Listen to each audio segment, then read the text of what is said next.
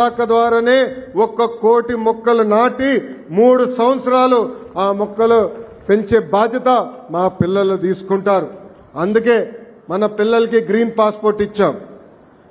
ఆ green passport లో ప్రతి సంవత్సరం మొక్క పెరిగిందా లేదా 3 సంవత్సరాలు అయిన తర్వాత హెడ్ మాస్టర్ గారు ఆ గ్రీన్ పాస్పోర్ట్ లో సంతకం పెడతారు. ఎందుకంటే మన పిల్లలకు బాధ్యత పెరగాలి. మొక్క చూసుకుంటూ అనేది ఒక పవిత్రమైన బాధ్యత. ఆ బాధ్యత పెంచేదానికి ఈరోజు మన పిల్లలకి గ్రీన్ పాస్పోర్ట్ కూడా ఇస్తాం జరిగింది.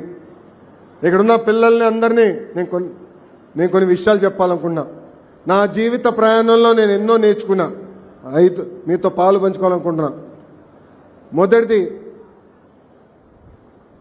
రోడ్ లెస్ ట్రావెల్డ్ పైన మనం నడక చేయాలి. అంటే అందరూ ఒక దారి వెళ్తే మనం ఇంకొక ప్రత్యేకమైన దారి మనం ఎంచుకోవాలి. దీనికి నేను రెండు ఉదాహరణలు ఇస్తాను నా జీవితంలో. మొదటిది, 2019లో గౌరవ ముఖ్యమంత్రి నారా చంద్రబాబు నాయుడు గారు నువ్వు ఎక్కడ పోటీ చేస్తావంటే ఎప్పుడు గెలవని నియోజకవర్గం నాకు ఇవ్వమని నేను కోరా.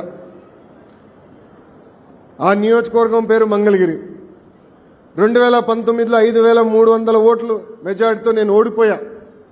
ఓడిపోయిన రోజు నాలో బాధ ఆవేదన వచ్చింది. కానీ రెండో రోజు నుంచి ఆ బాధ ఆవేదన నాలో కసి పెంచి 5 సంవత్సరాలు కష్టపడి మళ్ళీ అక్కడనే పోటీ చేయాలని గెలవాలని ఆనాడు నిర్ణయం తీసుకున్నాం. 2024లో యావత్ ఆంధ్ర రాష్ట్ర చరిత్రలో ఎప్పుడు రాని విధంగా నాకు మెజారిటీ ఇచ్చారు మంగళగిరి ప్రజలు. ఇది మన పిల్లలకి నేను ఎందుకు చెప్తున్నా, ఈరోజు పేపర్ చదువుతుంటే చాలా బాధ వస్తుంది. ఒక్క సబ్జెక్టులో తక్కువ మార్కులు వచ్చినాయని పిల్లలు ఆత్మహత్య చేసుకుంటున్నారు. ఒక్క సబ్జెక్టులో ఫెయిల్ అయ్యారని పిల్లలు ఆత్మహత్య చేసుకుంటున్నారు. అవసరం లేదు. ఒక మార్కు తగ్గిందనో ఒక సబ్జెక్టులో వెనకబడ్డామని బాధపడాల్సిన అవసరం. ఆ ఫెయిల్యూర్ మనలో కసి పెంచాలా, పట్టుదల పెంచాలా, మళ్ళీ సాధించి కానుకగా తల్లి తండ్రులకి ఇచ్చే బాధ్యత ఇక్కడున్న మన అందరిపైన ఉంది. రెండోది, నేను విద్యాశాఖ మంత్రి అవుతున్నానంటే చాలా మంది నాకు ఫోన్ చేశారు. అంత కఠినమైన శాఖ నీకు అవసరమా? సంఘాలు ఉంటాయి, మధ్యాహ్న భోజనం లేని అటు ఇటు పొరపాట్లు అవుతే మళ్ళీ నీకే ఇబ్బంది అంటే నేను చెప్పా అందుకే విద్యాశాఖ నాకు కావాలి. కష్టమైన పని నాకు ఇష్టం. ఈరోజు గౌరవ ముఖ్యమంత్రి గారి ఆదేశాల మేరకు మన పిల్లల భవిష్యత్తు తీర్చిదిద్దే బాధ్యత నాకు ఇచ్చారు. అందుకే మీరు చూస్తే అద్భుతమైన సంస్కరణలు ఈరోజు నేను విద్యాశాఖ మంత్రిగా తీసుకొస్తాం జరిగింది. గతంలో మనందరం చూసాం, చిక్కీలో కానీ గుడ్లో కానీ మధ్యాహ్న భోజనంలో కానీ నాణ్యత లేకుండా పోయింది. నేను ఈరోజు గర్వంగా చెప్తున్నా, నాకు తెలిసినంత వరకు భారతదేశంలోనే ఏ ముఖ్యమంత్రి పిల్లలకి ఇస్తున్న మధ్యాహ్న భోజనం తినలేదు. డిసెంబర్లో జరిగిన మెగా పేరెంట్ టీచర్ మీటింగ్ లో గౌరవ ముఖ్యమంత్రి గారు మన పిల్లలు తింటున్న భోజనమే తినారు. ఆనాడు మన పిల్లలు ఎక్కడ కూర్చుంటారో నేలపైన కూర్చుని పిల్లలతో కలిసి మెలిసిగా భోంచేస్తాం జరిగింది. ఆ రోజే గౌరవ ముఖ్యమంత్రి గారు మనసులో పడింది, అన్నం బాలేదు, మార్చాలని నిర్ణయించారు. తిరిగి నేను ముఖ్యమంత్రి గారితో హెలికాప్టర్లో ప్రయాణం చేస్తే 30 నిమిషాల పాటు మన పిల్లలకి ఇస్తున్న భోజనం గురించి ఆయన మాట్లాడారు.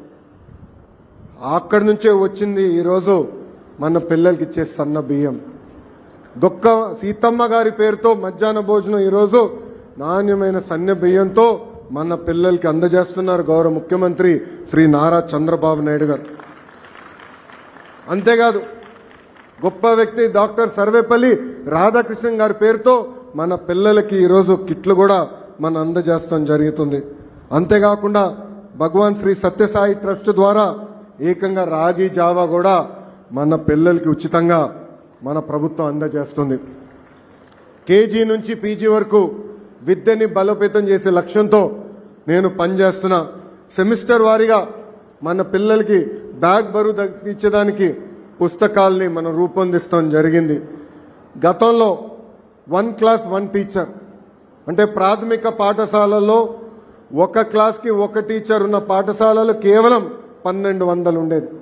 అలాంటిది మన ప్రభుత్వం అంటే ప్రజాప్రభుత్వం ఏర్పడిన తర్వాత ఆ సంఖ్యని 9000 600 పాఠశాలలకి తీసుకెళ్తాం.